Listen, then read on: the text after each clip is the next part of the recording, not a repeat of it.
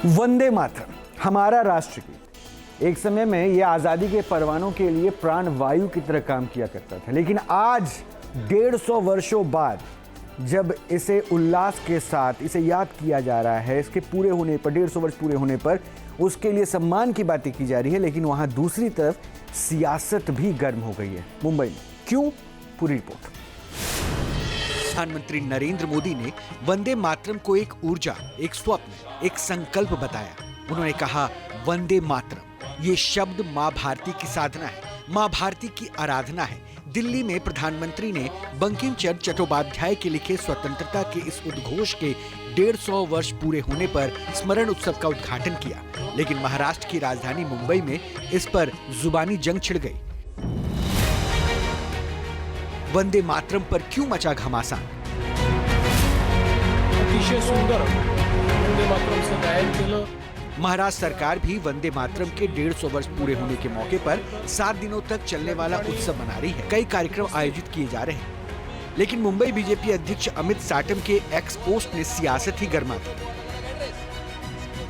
अमित साटम ने इसके जरिए समाजवादी पार्टी के नेता अबू आजमी को उनके कोलाबा स्थित घर के करीब वंदे मातरम सामूहिक गायन समारोह में शामिल होने के लिए निमंत्रण भेजा था, लेकिन अबू आजमी बिफर गए। बीजेपी कार्यकर्ताओं ने तय कर रखा था कि अबू आजमी के घर के पास इस कार्यक्रम को मनाएंगे और उन्होंने ऐसा ही किया। इस वक्त हम मुंबई के कोलाबा इलाके में हैं और यहाँ पर पास ही में अबू आजमी का घर है और उनके घर के बिल्कुल पास में आप देख सकते हैं यहाँ पर बीजेपी के नेताओं द्वारा जो है वो वंदे मातरम उत्सव मनाया जा रहा है। मैं एक बार तस्वीर दिखाता हूँ आपको। ये जो आप पुलिस की घेराबंदी देख रहे हैं, इसके ठीक उस तरफ समाजवादी पार्टी नेता अबू आजमी का घर है और फिलहाल पुलिस ने यहाँ पर घेराबंदी करके रखी है। यहाँ पर तमाम पुलिस फोर्स जो है वो आपको दिखाई देंगी, क्योंकि पुलिस ने इस बैरिकेडिंग के उस तरफ किसी को भी जाने की इजाज़त नहीं दी है, वहाँ पर कार्यक्रम करने की इजाज़त नहीं दी है, ताकि लॉ एंड ऑर्डर जो है वो ना बिगड़े। लेकिन आपको बता दें कि बीजेपी की तरफ से इसी तरह का कार्यक्रम तमाम उन नेताओं के घर के बाहर किया जा रहा है।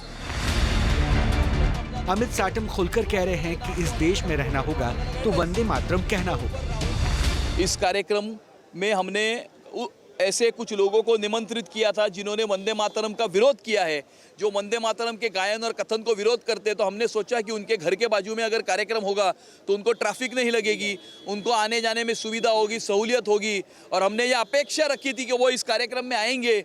हमने उनको निमंत्रण भी दिया था, लेकिन वो इस कार्यक्रम में नहीं आए। इस कार्यक्रम के माध्यम से हमको ये संदेश देना चाहते हैं कि इस देश में रहना होगा तो वंदे मातरम कहना होगा। अबू आजमी अमित साटम की इस दलील पर बेहद नाराज हैं, लेकिन उन्होंने दो टूक कह दिया है कि वंदे मातरम नहीं गाएंगे। अबू आजमी ने भी एक्स पर अपना जवाब लिखा। मुस्लिम जनगण मन गाते हैं, लेकिन वंदे मातरम इसलिए नहीं गाते क्योंकि उसके कुछ शब्द इस्लाम की आस्था के विरुद्ध हैं। अबू आजमी तो यहाँ तक कह रहे हैं कि अमित साटम का बयान संविधान के खिलाफ है और उन पर कार्रवाई होनी चाहिए। किसी के बाप का भारत देश नहीं है, जितना भारत देश उनका उससे ज्यादा मेरा है। मेरे पुरखों ने इस देश की आज़ादी के लिए बहुत बड़ी कुर्बानी दी है। ये जो है कोई अपने हाथ में कानून नहीं ले सकता। इस तरह के अल्फाज बोलने वाले जरा अपनी हैसियत सोचे, क्या बोल रहे हैं लोग। देश को तोड़ रहे हैं लोग।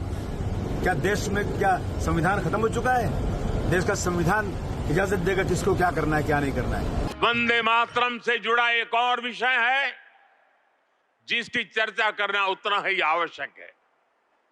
आजादी की लड़ाई में वंदे मातरम की भावना ने पूरे राष्ट्र को प्रकाशित किया था, लेकिन दुर्भाग्य से 1937 में वंदे मातरम के महत्वपूर्ण पदों को, उसकी आत्मा के एक हिस्से को अलग कर दिया गया था।